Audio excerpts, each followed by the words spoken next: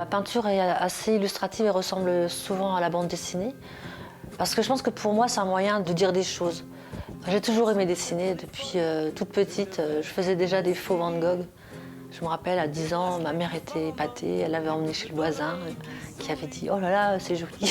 Une robe de gitane, une gitane que l'on rencontre. Après l'illustration, c'était plus tard quand même, dans les années 2000, où j'ai pu illustrer des articles de presse dans un journal satirique. Petit à petit, des personnages sont venus, des animaux de toutes les couleurs. Mais un jour, le cyclope est arrivé.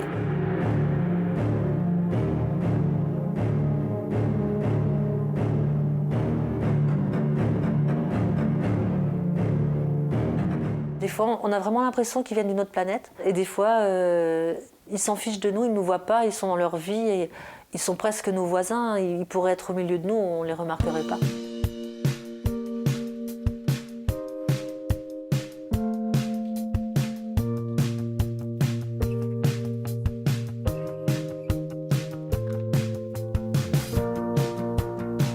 Le cyclope m'a été inspiré par Mickey 3D, Il faut que tu respires.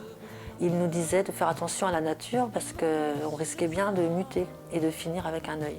Nos petits-enfants n'auront plus qu'un œil en plein milieu du front. Ils nous demanderont pourquoi on en a deux et on passera pour des cons.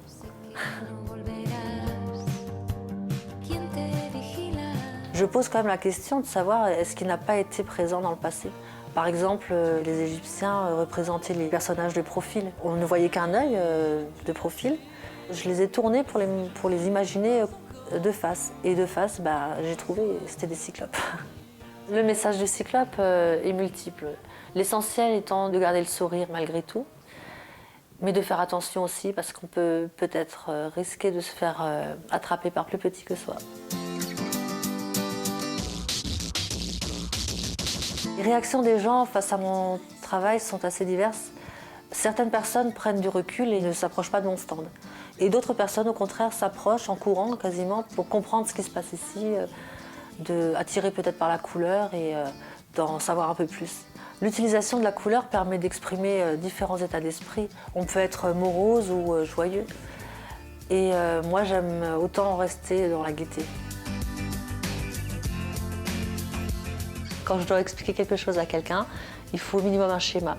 Donc pour une idée, le dessin, pour moi, c'est un plaisir parce que j'ai aujourd'hui un personnage qui me permet d'exprimer énormément de choses, en bien ou en moins bien.